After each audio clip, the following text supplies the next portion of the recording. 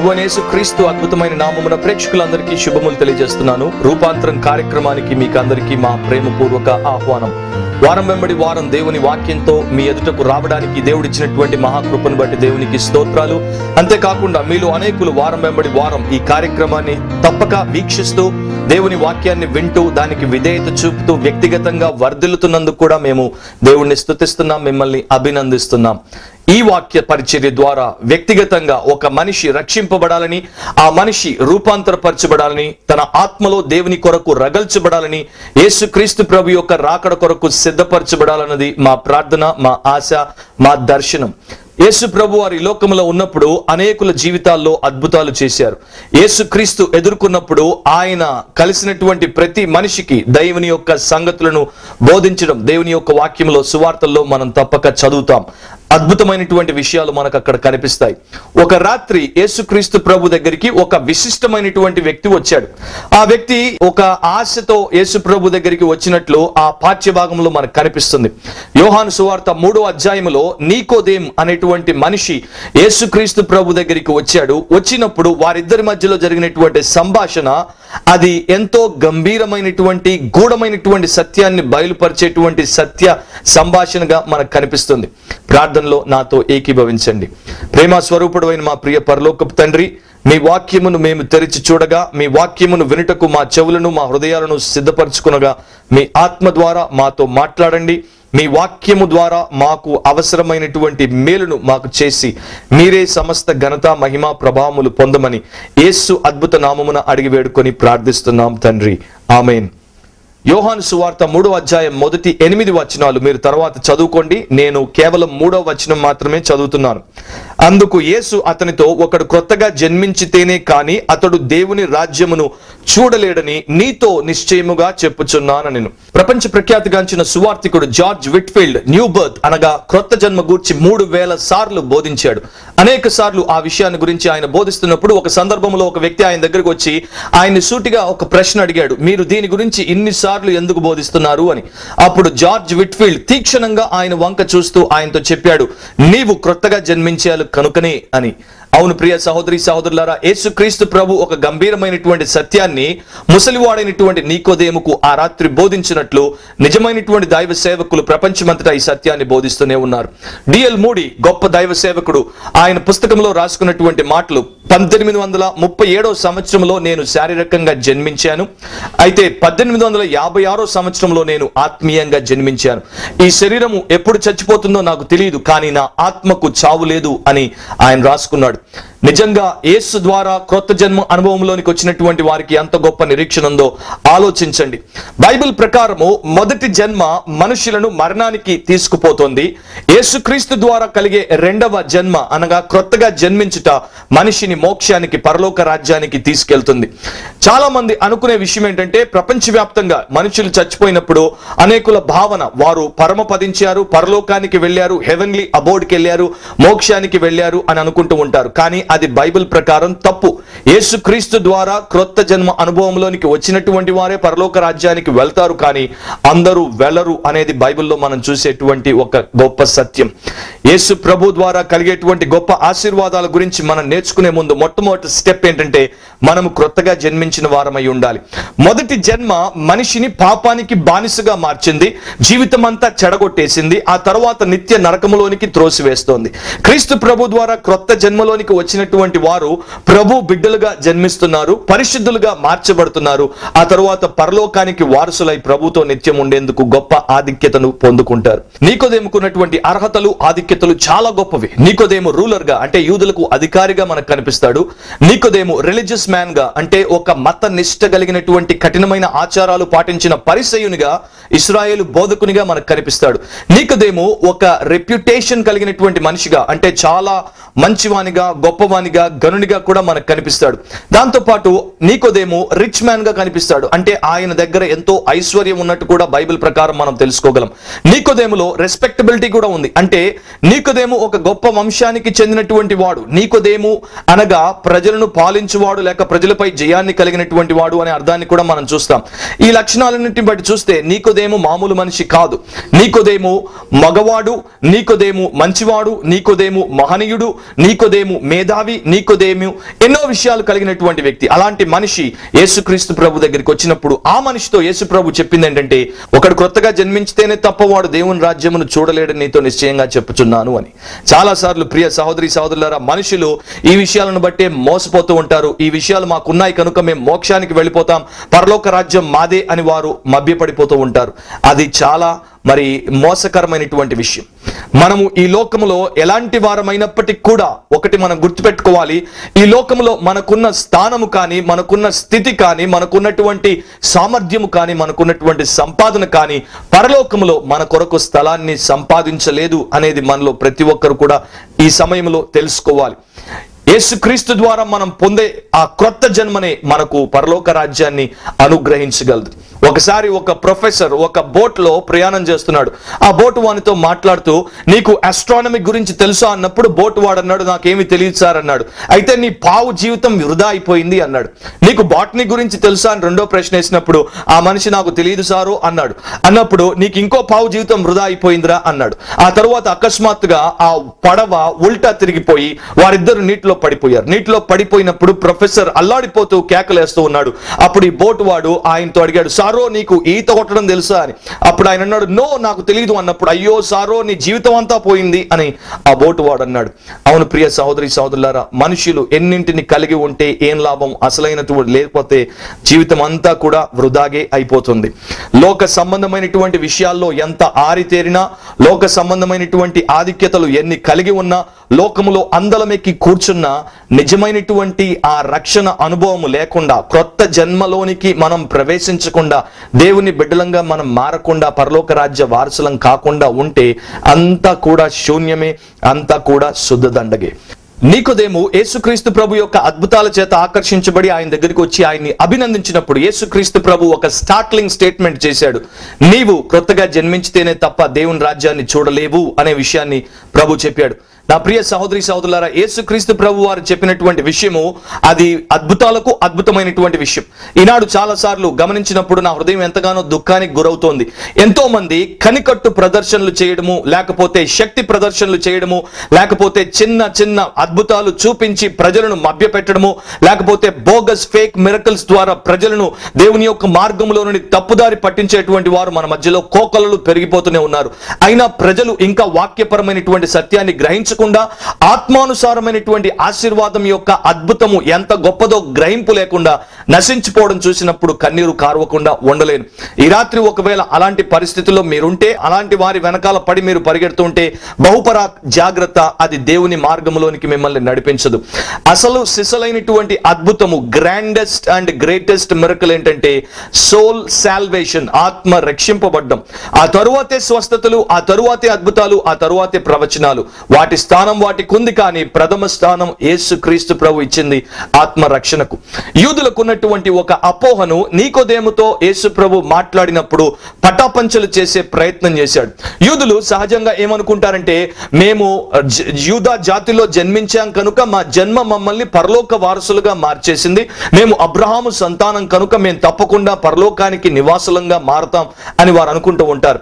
So యూదుల మధ్యలో ఉన్నటువంటి ఒక పుకార్ ఏంటంటే, వారి యొక్క రాబాయిలు వారికి నేర్పినటువంటి విషయం ఏంటంటే, అబ్రహాము పాతాళ లోక ద్వారం దగ్గర నిలబడి ఒకవేళ తన సంతానంలో ఎవరైనా పొరపాటున అక్కడికి వచ్చి దాంట్లో పడతారేమో అనేటువంటి జాగ్రత్తను తీసుకుంటూ అక్కడ కాపలా కాస్తూ ఉంటాడు అని వారు అనుకుంటూ ఉంటారు. యేసు ప్రభు చెప్పినటువంటి మాటల్ని బట్టి మనం గ్రహిస్తే, మొదటి జన్మ పరలోక రాజ్యానికి తీసుకుపోదు. యూదా జాతిలో పుట్టినంత మాత్రాన దేవుని పిల్లలుగా, దేవుని యొక్క రాజ్య నివాసులుగా మారిపోరు. యేసునందు క్రొత్త జన్మ అనుభవంలోనికి వచ్చినటువంటి వారే అలాంటి పరిస్థితిలోనికి వస్తారు. ఇంకో విషయము, మెస్సియా క్రొత్త లోకాన్ని స్థాపిస్తాడు అని యూదులు భావిస్తూ విశ్వసిస్తూ వచ్చారు. అయితే యేసు క్రొత్త లోకాన్ని కాదు, క్రొత్త జీవాన్ని గురించి, క్రొత్త జన్మను గురించి ఆయన మాట్లాడడం ఇక్కడ విశేషం. నా ప్రియ సహోదరి సహోదరులారా, దేవుడి వాక్యంలో అనేక విషయాలు మన యొక్క మేలు కొరకు రాయబడ్డాయి. యేసుక్రీస్తు ప్రభువును అభిమానిస్తే సరిపోదు, యేసుక్రీస్తు ప్రభువును అభినందిస్తే సరిపోదు. యేసుక్రీస్తు ప్రభువును ఆరాధించే వారిగా మనం ఉండాలి అంటే యేసుక్రీస్తు ద్వారా మనం క్రొత్త జన్మ అనుభవంలోనికి రావాలి. ప్రభు చెప్పాడు క్రొత్తగా జన్మించితేనే కానీ అని, అంటే న్యూ బర్త్, బోర్న్ అగైన్ అని కూడా మనం చెప్పొచ్చు. అది గ్రీక్ లో క్రొత్తగా అనే పదం, గ్రీక్ లో యానోథన్ అనేటువంటి పదం. దాని అర్థం ఏంటంటే క్రొత్తగా జన్మించడము లేక పైనుండి జన్మించడం. ఈ లోకంలో మనం జన్మించినప్పుడు శరీరానుసారంగా జన్మించాం. ఆ లోకానికి చెందిన వారంగా మనం మారాలి అంటే ఆ లోకానుసారంగా ఆత్మ సంబంధమైనటువంటి జన్మను మనం పొందుకోవాలి. గ్రీకు చరిత్రకారుడు హెరోడోటస్ ఒక సంగతిని ఆయన పుస్తకంలో రాశాడు. పురాతనమైనటువంటి ఐగుప్తీయులకు ఒక విశ్వాసం ఉండేది. వారు క్రొత్త జన్మను గురించి విశ్వసించేవారు. వారిలో ఎవరైనా చనిపోయినప్పుడు ఆ తరువాత అదే సమయంలో ఏదైనా జంతువు జన్మించిందనుకోండి, ఈ మనిషి ఆ జంతువులాగా పుట్టాడు అని వారు నమ్మేవారు. ఆ తరువాత ఆ మనిషి చనిపోయి, అంటే జంతువు మరో జంతువులాగా, ఇంకో జంతువులాగా, ఇంకో జంతువులాగా పుడుతూ పుడుతూ పుడుతూ జంతువు లోకంలో ఉన్నటువంటి జంతువుల జన్మలన్నీ ఆ మనిషి ఎత్తిన తరువాత కానీ మరలా మానవ జన్మ ఎత్తడు అనేది వారి ప్రగాఢ విశ్వాసం. సో అలా మానవుడిగా మరలా పుట్టినప్పుడు క్రొత్త జన్మనెత్తాడు అని వారు సంబరపడిపోయేవారు. ఇదంతా జరగడానికి పట్టే సమయం ఎంతో తెలుసా? 3000 సంవత్సరాలు. ఈ రోజున నేను బోధించేటువంటి సత్యం ఏంటంటే మీరు క్రొత్తగా జన్మిస్తారు అని ప్రభువు చెప్పాడు. మీరు క్రొత్తగా జన్మించినప్పుడే దేవుని రాజ్యానికి వారసులు అవుతారు, నిత్య జీవం మీరు పొందుకోగలరు. మీరు క్రొత్తగా జన్మిస్తారు అన్నప్పుడు ఇంకొక యానిమల్ గా, అంటే ఒక జంతువులాగా జన్మిస్తారు అని మీ గురించి నా గురించి నేను చెప్పట్లేదు. రెండవది, అలా జన్మిస్తారు అంటే మరొక మనిషిలాగా జన్మిస్తారు అని కూడా నేను చెప్పట్లేదు. అవి రెండు కూడా అవాస్తవాలు, అబద్ధాలు. పునర్జన్మ గురించి పురాతనమైన ఐగుప్తీయులు విశ్వసించారు. అది పచ్చి అబద్ధం అని బైబిల్లో మనకు ప్రకటించబడింది. అయితే ఇక్కడ విషయం ఏంటంటే, శుభవార్త ఏంటంటే, గొప్ప శుభప్రదమైనటువంటి నిరీక్షణ ఏంటంటే, యేసుక్రీస్తునందు విశ్వాసం ఉంచినటువంటి వారు క్రొత్త జన్మలోనికి వస్తారు. వారు ఆ జన్మను ఎత్తడానికి ఎంతో సమయం వెయిట్ చేయాల్సిన పని లేదు. 3000 సంవత్సరాలు కాదు కదా, 3000 సెకండ్లు కూడా వెయిట్ చేయాల్సినటువంటి పని లేదు. వెనువెంటనే ప్రభునందు విశ్వాసం ఉంచి ఆయన చెప్పిన మాట ప్రకారం నడుచుకుంటే వెనువెంటనే ఆ నూతన జన్మ అనుభవంలోనికి మనం ప్రవేశపెట్టబడతాం. నికోదేముకు దేవుని యొక్క ధర్మశాస్త్రం తెలుసు, కానీ ధర్మశాస్త్రం యొక్క దేవుడు తెలియదు. ఈనాడు కూడా చాలా మందిని మనం చూసినప్పుడు దేవుని బైబిల్ వారికి తెలుసు, కానీ బైబిల్ దేవుడు వారికి తెలియదు. అక్కడే పెద్ద వ్యత్యాసం ఉంది. నికోదేము ఇశ్రాయేలుకు బోధకుడిగా అనేక సంవత్సరాలు ఉన్నప్పటికీ ఆ యొక్క దేవుని వాక్యంలో దేవుడు ప్రకటించినటువంటి సత్యాలను గ్రహించలేకపోయాడు. యెషయా నూతన జీవాన్ని గురించి, ఇర్మియా నూతన సృష్టిని గురించి, ఎహెచ్కేలు నూతన హృదయాన్ని గురించి ప్రభు యొక్క ప్రవక్తలుగా ప్రజలకు ప్రకటించినా కూడా నికోదేము వాటిని ప్రజలకు బోధించాడే కానీ ఆయన వాటిని తన యొక్క జీవితంలోనికి అలవర్చుకొని బ్రతకడం నేర్చుకోలేకపోయాడు. చాలా మంది ఈ రోజున అలాంటి పరిస్థితుల్లోనే ఉన్నారు. 1989వ సంవత్సరం సెప్టెంబర్లో ఒక వింతైన విషయం ప్రపంచానికి తెలియవచ్చింది. ఈస్ట్ జర్మనీ నుండి చాలా మంది, దాదాపు 10,000 మంది వెస్ట్ జర్మనీకి వెళ్ళిపోయారు.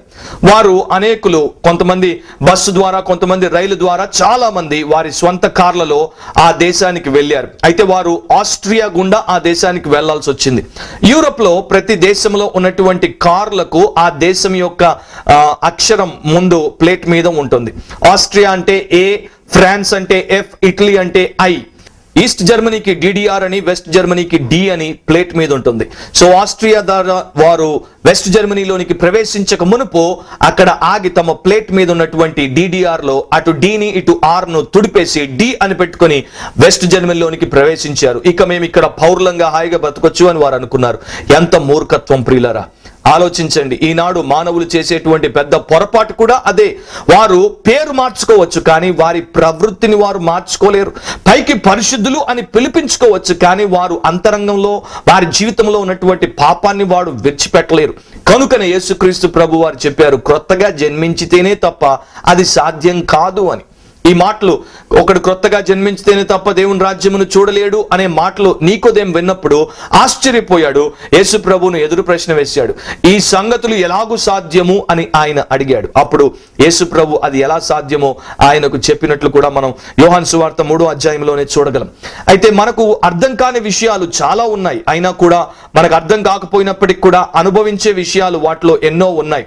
నాకు ఇంకా టీవీ ఎలా పనిచేస్తుందో అర్థం కాదు. టీవీలోకి అందం అద్భుతమైన రంగుల చిత్తం, అద్భుతమైనటువంటి శబ్దం రెండు సమ్మేళనమైపోయి అవి మనకు ఎంతో సంతోషాన్ని కలిగించేవిగా మనకు ఉంటాయి. ఇంటర్నెట్ ఒక అద్భుతమైనటువంటి సాధనం, దాన్ని నేను నిత్యం వాడుతూనే ఉంటాను. అది ఎలా పనిచేస్తుందో నాకు అర్థం కాదు, కానీ నాకు అది ఎంతో ఉపయోగకరంగా ఉంది.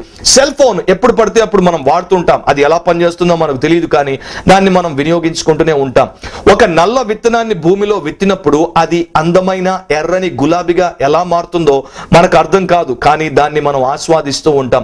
ఒక నల్లని ఆవు పచ్చని గడ్డిని మేసి తెల్లని పాలను, పసుపు రంగులో ఉన్నటువంటి వెన్నను ఎలా ఇస్తుందో మనకు అర్థం కాదు, అయినా కూడా మనం వాటిని నిత్యము అనుభవిస్తూనే ఉన్నాం. మనకు ఎలక్ట్రిసిటీ ద్వారా ఎన్నో గ్యాడ్జెట్స్ ని మనం వాడుకుంటూ ఉన్నాం. ఎలక్ట్రిసిటీ ఎలా పనిచేస్తుందో మనకు తెలియదు, అయినా మనం అనుభవిస్తూనే ఉన్నాం.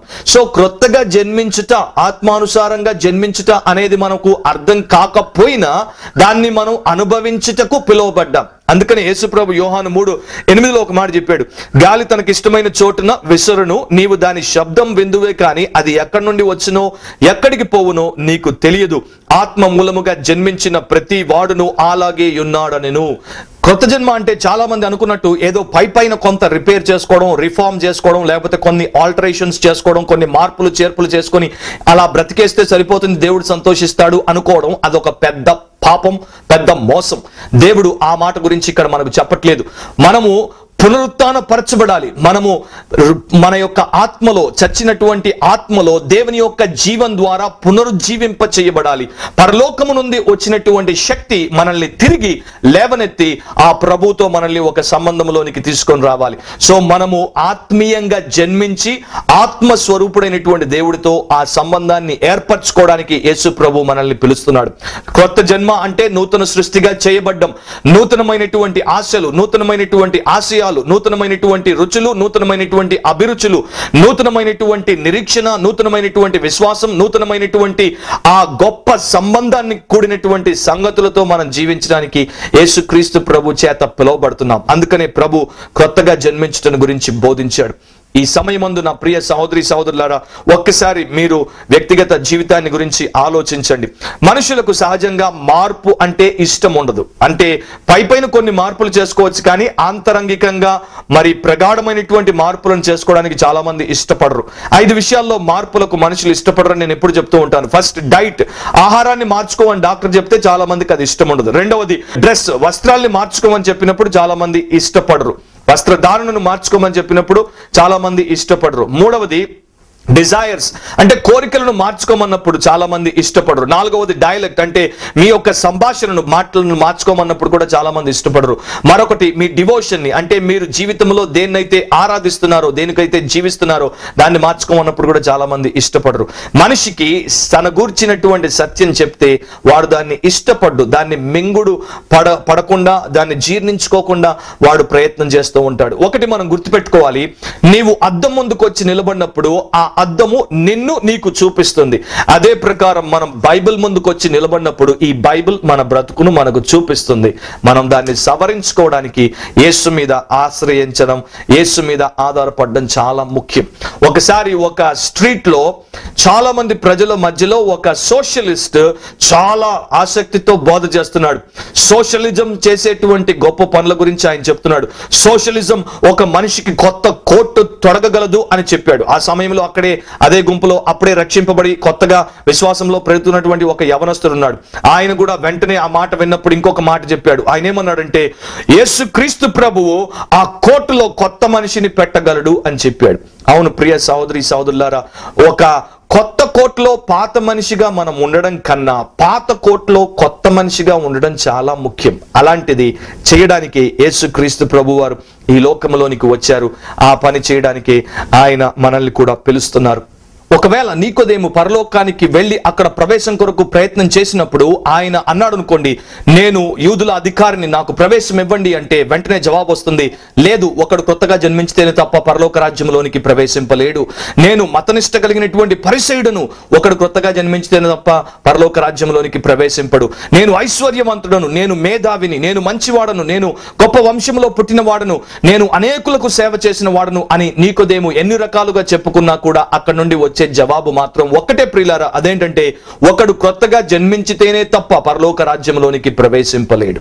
ఈనాడు చాలా మంది అనుకుంటారు, మేము క్రైస్తవ కుటుంబంలో పుట్టాము కనుక పరలోక రాజ్యానికి వెళ్తాం. లేదు, ఒకడు క్రొత్తగా జన్మించితేనే తప్ప పరలోక రాజ్యంలోనికి ప్రవేశింపడు. నేను పాస్టర్ కుమారుడిని, పాస్టర్ కుమార్తెను, పాస్టర్ నీ తండ్రి అవ్వచ్చు, కానీ యేసు నీ మాస్టర్ అవ్వకపోతే నీకు పరలోక రాజ్యంలో ప్రవేశం లేదు. పరలోకమందున్న తండ్రికి నీవు జన్మించకపోతే నీకు నిత్య జీవంలో వారసత్వం లేదు. కనుక ఆ రకంగా మనల్ని మనం మోసపెట్టుకోకుండా మనం దేవుడి కొరకు దేవుడి వాక్య ప్రకారమే జీవించడం చాలా ముఖ్యం. కొంతమంది అనుకుంటారు, మేము ఇతరుల్లాగా ఘోరమైనటువంటి పాపాలు, పెద్ద పాపాలు, నేరాలు, నీచమైన కార్యాలు చేయలేదు, నేను చాలా మర్యాదస్తులం అని కొంతమంది అనుకుంటారు. ఒకటి గుర్తించండి ప్రియులారా, పెద్ద పాపాలు చేసినా, కొన్ని పాపాలు చేసినా పాపం మనల్ని ఎప్పుడు పరలోకానికి వెలుపలే ఉంచుతుంది, కానీ లోపలికి పోనివ్వదు. ఒక సర్కస్ కి ఇద్దరు మనుషులు వచ్చారు. వారిద్దరూ అక్కడికి వచ్చిన తర్వాత టికెట్ కొనుక్కునే ప్రయత్నం చేశారు. సర్కస్ లోనికి వెళ్ళాలంటే 100 రూపాయలు టికెట్ చెల్లించాలి. ఒక ఆయన దగ్గర 40 రూపాయలు ఉన్నాయి, మరొక ఆయన దగ్గర 80 రూపాయలు ఉన్నాయి. ఇద్దరిలో ఎవరు ఆ సర్కస్ లోనికి వెళ్ళలేకపోయారు. కారణం ఏంటంటే ఇద్దరి దగ్గర కూడా సరిపడా డబ్బులు లేవు. అదే ప్రకారము మనలో పరలోక రాజ్యంలోనికి ప్రవేశించడానికి సరిపడా అర్హత లేదు. ఆ అర్హత కావాలి అంటే యేసుక్రీస్తు ప్రభువును ఆశ్రయించాలి. ఒక ధనికుడు అక్కడికి వచ్చి ఒకడికి 60 రూపాయలు, మరొకడికి 20 రూపాయలు ఇచ్చాడు. అప్పుడు ఇద్దరు లోపలికి వెళ్ళారు. యేసు ప్రభు మనలో ఉన్నటువంటి కొదువలను పూర్తి చేయడానికి, మనకు క్రొత్త జన్మను ఇవ్వడానికి ఈ లోకానికి వచ్చాడు. అందుకనే ఆయన అంటున్నాడు, ఒకడు క్రొత్తగా జన్మించితేనే తప్ప పరలోక రాజ్యంలోనికి ప్రవేశించాడు, దేవుని రాజ్యంలోనికి వారసునిగా మారడు అని. ముగింపులో ఈ మాట నేను మీతో చెప్పి ప్రార్థన చేస్తాను. ఇంతకీ మనం క్రొత్త జన్మ ఎలా ఎత్తగలం అని కొంతమంది అనుకుంటూ ఉంటారు. యోహాను సువార్త 1వ అధ్యాయం 12వ వచనంలో మనం చూస్తే, తన్ను ఎందరు అంగీకరించిరో వారికందరికి, అనగా తన నామమందు విశ్వాసముంచిన వారికి దేవుని పిల్లలగుటకు ఆయన అధికారం అనుగ్రహించెను. 3 మాటలు ఇక్కడ మనం గమనిస్తాం. ఒకటేంటంటే యేసుప్రభు యోహాను 3లో చెప్పారు, ఒకడు నీటి మూలముగా ఆత్మ మూలంగా జన్మించితేనే తప్ప దేవుని రాజ్యంలోనికి ప్రవేశించడు. అంటే దేవుని వాక్యం ద్వారా, పరిశుద్ధాత్మ ద్వారా మన అంతరంగంలో, ఆత్మలో దేవుడి యొక్క కార్యం జరిగినప్పుడు మనం క్రొత్త జన్మను ఎత్తుతాం. అయితే యేసుప్రభు చెప్తున్న మాటలు ఇక్కడ యోహాను 1:12లో మనం చూస్తే, మనము ఆయన నామమునందు విశ్వాసం ఉంచాలి. యేసు అంటే రక్షకుడు. పాపులను వారి పాపము నుండి రక్షించుటకు ఈ లోకానికి వచ్చాడు. పాపమంతటిని తన మీద వేసుకున్నాడు. పాపుల కొరకు, పాపం కొరకు రక్తాన్ని కార్చాడు. వారి స్థలంలో వారి కొరకు చనిపోయాడు, సమాధి చేయబడ్డాడు, తిరిగి లేచాడు. సో ఆయన యందు విశ్వాసం ఉంచినప్పుడు మనకు నిత్య జీవం లభిస్తుంది. రెండవది, ఆయనను అంగీకరించిన వారికి అని ప్రభు చెప్పాడు. అంటే నమ్మితే సరిపోదు, ఆయనను వ్యక్తిగతంగా మన రక్షకునిగా, ప్రభువుగా, దేవునిగా అంగీకరించాలి. జబ్బు చేసినప్పుడు డాక్టర్ దగ్గరికి పోతే డాక్టర్ ఒక మందు ఇస్తాడు, ఇది వేసుకుంటే నయమైపోతుంది అంటాడు. చాలా మంది నమ్ముతారు. దాన్ని తీసుకుని ఇంట్లో గూట్లో పెట్టుకుంటే సరిపోదు, దాన్ని వేసుకున్నప్పుడే, దాన్ని అంగీకరించినప్పుడే, మనలో భాగం చేసుకున్నప్పుడే మనకు స్వస్థత. మూడవది ఏంటంటే ఆయన దేవుని పిల్లలగుటకు అధికారం ఇస్తాడు. అంటే మనం దేవుని పిల్లలంగా జన్మిస్తాం, దేవుని పిల్లలంగా మనం జీవిస్తాం. అలా దేవుడి యొక్క కార్యం మనకు జరుగుతుంది. ఆత్మ కార్యము మనకు అర్థం కాకపోయినా మన అనుభవంలోనికి ఆయన తీసుకొని వస్తాడు. సో క్రొత్త జన్మ ఎంత ప్రాముఖ్యమో, ఎంత ప్రశస్తమైందో ఆలోచించండి. ఒకవేళ మీరు వాక్యం వింటూ క్రొత్త జన్మ అనుభవం లేకుండా ఉంటే ఈ సమయంలో మీ మోకాళ్ళ మీదకి వెళ్ళండి, మారు మనస్సు పొందండి, యేసుక్రీస్తునందు విశ్వాసం ఉంచండి, ఆయన నామమును ఆశ్రయించండి, ఆయనను మీ వ్యక్తిగత రక్షకునిగా, ప్రభువుగా, మీ పాపములన్నీ ఆయన పాదాల దగ్గర ఒప్పుకొని వాటిని విడిచిపెట్టి ఆయన్ని అంగీకరించండి. అప్పుడు ఆయన మిమ్మల్ని దేవుని బిడ్డలుగా మారుస్తాడు. అది స్ప్లిట్ సెకండ్ లో జరిగిపోయే ఒక గొప్ప స్పిరిచువల్ మిరకల్, ఆత్మీయ అద్భుతం. ఆ తరువాత మీరు ప్రభు కొరకు మీ జీవితాన్ని ఆయన బిడ్డలుగా జీవించడానికి సమర్పించుకోండి. ఆ కార్యం ఈ సమయంలో మీరు చేయొచ్చు. నేను మీ కొరకు ప్రార్థన చేయడానికి సిద్ధంగా ఉన్నాను. మీరు ఎక్కడున్నా సరే, మరి మీరు మీ హృదయంలో ప్రభువును ఆశ్రయించి పాపాలు ఒప్పుకోండి, ప్రభువును అంగీకరించండి, విశ్వాసంతో నమ్మండి, ప్రభువును అంగీకరించండి, ప్రభు బిడ్డలుగా మారండి. క్రొత్త జన్మతో క్రొత్త జీవితాన్ని జీవించడం ఇప్పటి నుండి ప్రారంభించండి. ప్రార్థన చేద్దాం. మీరు ప్రార్థనలో ఏకీభవించండి. ఈ సందేశం అయిపోయిన తర్వాత కొన్ని నిమిషాలు మీరు దేవుడి సన్నిధిలో ప్రార్థనలో గడపండి. ప్రేమ స్వరూపుడు అయిన మా తండ్రి, మీ వాక్యం ఎంతో శ్రేష్టమైంది. ఆ శ్రేష్టమైనటువంటి వాక్యం ద్వారా సత్యాన్ని మాకు బయలుపరిచినందుకు మీకు స్తోత్రాలు చెల్లిస్తున్నాం. మాలో ప్రతి ఒక్కరూ క్రొత్తగా జన్మించి, యేసుక్రీస్తు కృప ద్వారా క్రొత్తగా జన్మించి పరలోక రాజ్యానికి వారసులు అవ్వడానికి, నిత్య జీవాన్ని ప్రాప్తించుకోవడానికి కృపా సహాయం చేయండి. ఈ రాత్రి సందేశం విని ప్రార్థనలో ఎవరైతే పశ్చాత్తాపంతో మీ పాదాలు పట్టుకుంటూ మీ నామమందు విశ్వాసం ఉంచి మిమ్మల్ని అంగీకరించి మీ బిడ్డలుగా మార్చబడుతున్నారో వారందరిని బట్టి మీకు వందనాలు స్తోత్రాలు చెల్లిస్తున్నాం. క్రొత్త జన్మ అనుభవంతో క్రొత్త జీవిత అనుభవాన్ని వారికి ప్రసాదించమని దీవించమని యేసు నామమున అడిగి వేడుకొని ప్రార్థిస్తున్నాను తండ్రి. ఆమేన్, ఆమేన్.